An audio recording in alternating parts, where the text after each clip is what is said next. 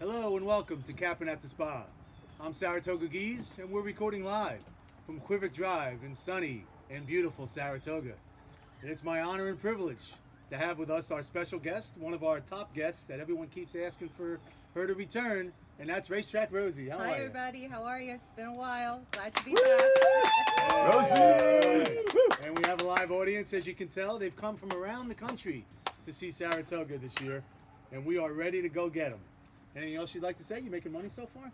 No, I am not. I have been losing money because I have not been choosing Capping at the Spa picks. I think I know better. Wow. If anybody's been watching, Capping at the Spa has had 3 winners in the first 2 weeks, and we have an ROI of about $4 for every 2 you bet. So you'd be doubling your money if you're playing Capping at the Spa horses. So, before we get started, recall 6 to 1 or better horses we're looking for that are going to be in the money, hopefully on top. We're looking for long shots. We're looking to try to make you some money today. So we're going to get started with 4 selections and an interesting hunch play in the last race. So first we're going to go to Racetrack Rosie for race 4, which is a allowance non-winners of 1 at 6 furlongs, a nice solid 9-horse field. All right. Well, the big favorite of the race is going to be Speakeasy. He ran a big first race, but he's been off for 6 months, so we never trust a horse who's had 1 race with a layoff, especially when he comes back as the favorite. So my pick is number 4, Mariachi, and he's morning line at 6 to 1. The horse has excellent form, or had excellent form in 2023. He had 2 wins and 4 starts. He took 6 months off and returned with a solid 3rd behind Jefferson Street, who is a stakes horse, and he's ready to improve in his 2nd start off a layoff, and at 6 to 1 is a great price. So let's go with Mariachi. All right, excellent. We like your first selection. We're going to speed forward here to race 8. Race 8 is a maiden special weight, 5.5 furlongs on the grass. We have, again, a nice 10-horse field here.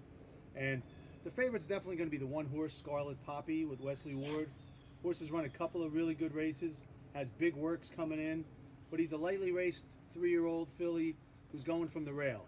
And the rail can be a tough place to be on a 5.5 furlong sprint.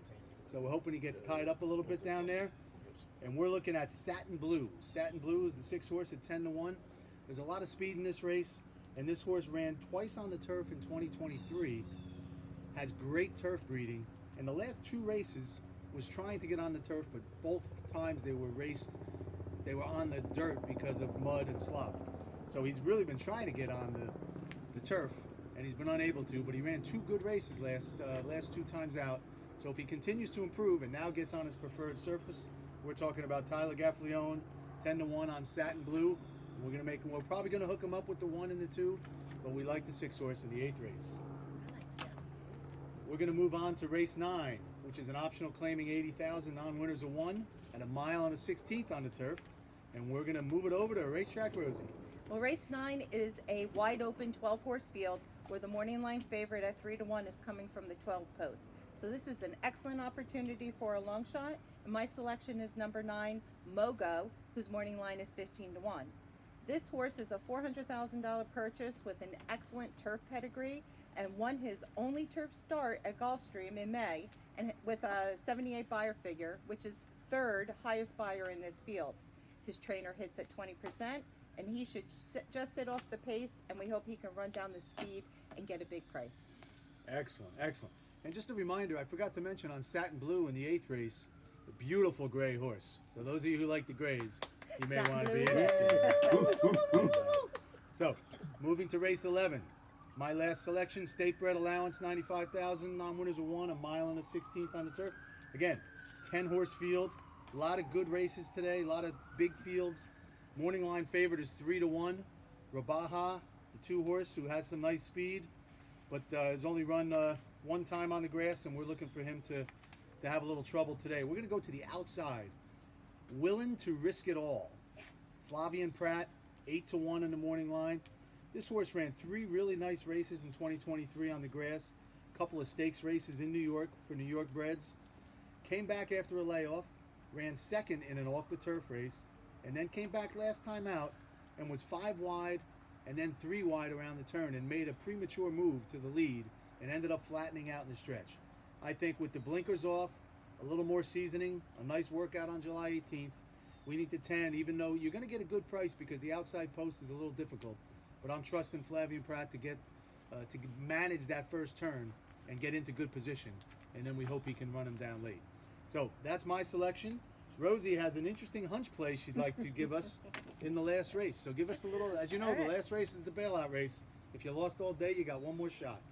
And I typically find myself in that position, so this race is perfect for me because my big hunch play is the 20 to 1 morning line. Bobby M's girl. I have been Bobby M's girl for over 40 years, so I just know that Bobby M's girl, being ridden by my current favorite jockey, Katie Davis, is going to be a real nice winning combination, and I hope to get to see them in the winner's circle. Wow, a little sentimentality on Capoin at the Spa. Who would have thought it? I thought we were just giving, solid selections, but you never know. Sometimes the hunch play comes in. You got to watch them go down the path. You got to look at the odds, and every once in a while, you go with your gut. So that's 4 solid plays and the hunch play of the season at 20 to 1. So we're wishing you all the best of luck today. We're going to bring in our crowd to give our final send-off. A few fans are coming on in the back here. And from the crowd and from us here at Capoin at the Spa, here's hoping today is your day.